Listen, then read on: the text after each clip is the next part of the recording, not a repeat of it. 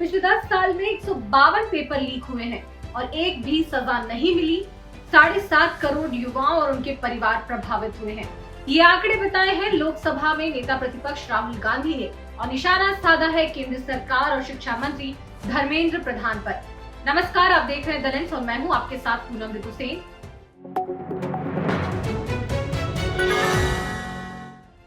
22 जुलाई की दोपहर कांग्रेस मुख्यालय से राहुल गांधी ने छात्रों के मुद्दे पर सरकार को घेरते हुए 3 बड़ी मांगे रखी। आखिर क्या कहा राहुल गांधी ने और क्या आंकड़े बताए हैं और सरकार से उन्होंने क्या मांगे की हैं, आपको बताते हैं इस वीडियो में। 22 जुलाई को नई दिल्ली स्थित कांग्रेस मुख्यालय इंदिरा भवन में राहुल गांधी ने प्रेस कॉन्फ्रेंस की। शुरुआत ही एक वीडियो से हुई। स्क्रीन पर चल रहा था, पुलिस छात्रों पर लाठी चार्ज कर रही है।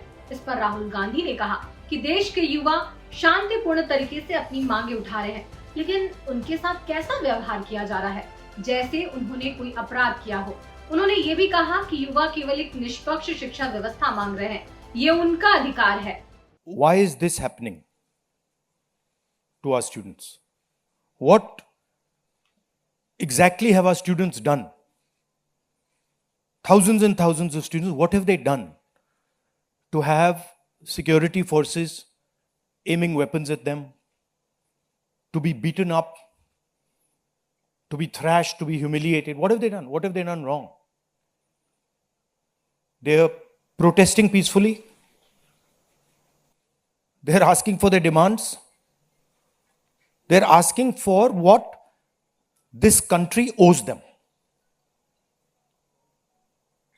They are not doing a crime. They are simply asking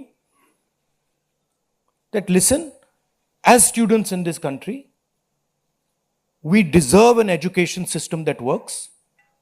We deserve an education system that is fair. And we don't have it. 10 वर्षों में 152 बार पेपर लीक। राहुल गांधी ने सरकार पर सबसे बड़ा हमला आंकड़ों से किया। उन्होंने कहा कि पिछले 10 वर्षों में 152 बार पेपर लीक हुए, यानी औसतन हर महीने एक पेपर लीक। और सबसे गंभीर बात कि एक भी मामले में दोष सिद्धि नहीं हुआ, यानी कि 0 सजा मिली। राहुल गांधी ने इस पर कहा कि कोई व्यक्ति या संगठित समूह हमारी शिक्षा व्यवस्था को बर्बाद कर रहा है और सरकार देख रही है। अब इसके इम्पैक्ट पर भी बातें करते हैं। राहुल के मुताबिक करीब 7.5 करोड़ बच्चे और उनके परिवार इन घटनाओं से प्रभावित हुए हैं, जिनमें सबसे ज्यादा संख्या मिडिल क्लास और गरीब परिवारों की है। राहुल ने तर्क दिया कि हर बार लाखों युवाओं को फिर से तैयारी करनी पड़ती है। वही मानसिक दबाव, वही खर्च, वही अनिश्चितता। कितना रिग्ड है वो किसी को नहीं मालूम। सुपरफिशियली दिख रहा है कि 152 पेपर लीक हुए हैं पिछले 10 साल में। सच्चाई नहीं मालूम, क्योंकि ये 300 भी हो सकता है, क्योंकि बहुत सारी बार पेपर लीक हो गया, किसी को पता भी नहीं लगा होगा, वो भी हो सकता है। बट जो हमें मालूम है 152 152 पेपर लीक हुए हैं। स्टूडेंट तैयारी करते हैं, मेहनत करते हैं 8-8 10-10 घंटे 3-4-5 साल के लिए, और फिर लास्ट मिनट उन्हें बताया जाता है, देखिए जिनके पास पैसा है, 40 लाख रुपए जिनके पास हैं, 50 लाख रुपए जिनके पास हैं, वो पेपर खरीद सकते हैं। आपकी ईमानदारी का, आपकी मेहनत का कोई मतलब नहीं है। उनको 152 बार पिछले 10 साल में यह बताया गया है।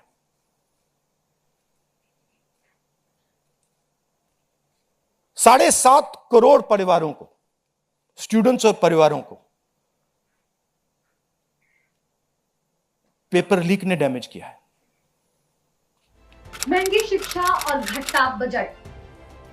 राहुल गांधी ने सिर्फ पेपर लीक नहीं, शिक्षा की बढ़ती लागत पर भी सवाल उठाए। उन्होंने दावा किया कि हर साल सिर्फ नीट परीक्षा की तैयारी पर परिवार लगभग 1 करोड़ 32 लाख रुपए खर्च करते हैं, जबकि केंद्र सरकार का पूरा शिक्षा बजट 1 करोड़ 40 लाख रुपए के आसपास है। मतलब परिवार अपने बच्चों की शिक्षा पर लगभग उतना ही खर्च कर रहे हैं जितना सरकार पूरे देश की शिक्षा पर। और फिर पेपर लीक हो जाए तो मेहनत और पैसा दोनों ही बर्बाद। राहुल ने ये भी कहा कि भारत की शिक्षा व्यवस्था जो कभी दुनिया की सबसे अच्छी मानी जाती थी, आज ये गड़बड़ हो गई है। दूसरा कारण कि जो हमारा एजुकेशन सिस्टम है यह अनअफोर्डेबल है। मिडिल क्लास के लिए, गरीबों के लिए यह सिस्टम अनअफोर्डेबल है। जितना पैसा हिंदुस्तान की सरकार अपने एजुकेशन बजट में डालती है हर साल, उतना पैसा एक नीट एग्जाम के लिए, जो स्टूडेंट्स एग्जाम लेते हैं और उनके परिवार, उतना पैसा देते हैं। आप सोचिए, सरकार पूरे देश से टैक्स लेती है, जीएसटी, इनकम टैक्स सारा लेती है, और फिर कहती है देखिए ये जो पूरा टैक्स हमने लिया है आपसे, इससे हम 1.4 लाख करोड़ रुपए शिक्षा में डालेंगे। और फिर हिंदुस्तान का एजुकेशन सिस्टम कहता है इन परिवारों से कि आपसे हम 1.32 लाख करोड़ रुपए सिर्फ नीट एग्जाम लेने के लिए लेंगे।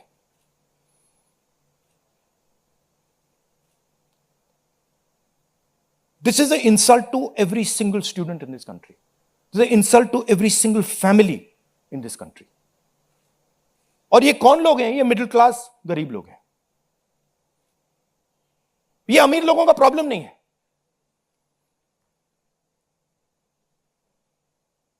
ये कॉर्पोरेट हाउसेस का, अदानी अंबानी का प्रॉब्लम नहीं है।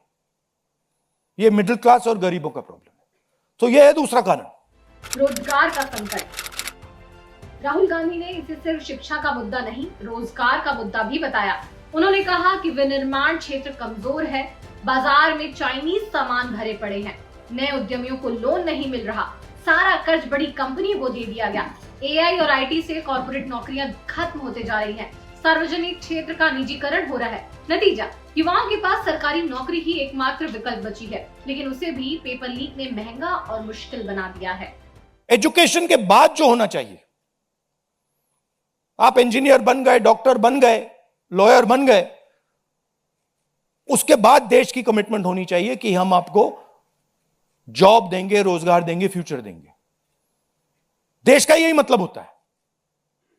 देश का मतलब होता है कि हम आपको फ्यूचर देंगे, हम आपको एजुकेशन देंगे, हम आपको हेल्थ केयर देंगे। यह फाउंडेशन होता है देश का। और यह देश कहता है कि नहीं, हम आपसे पैसा चोरी करेंगे, हम एजुकेशन सिस्टम को रिग करेंगे, और फिर उसके बाद सारे के सारे दरवाजे हम बंद कर देंगे। एक ही दरवाजा आपके लिए खुला होगा, सरकारी नौकरी, वो भी रिग्ड है। उसमें भी जिसकी जान पहचान है वो घुसेगा, जिसके पास 40 लाख रुपए है वो घुसेगा।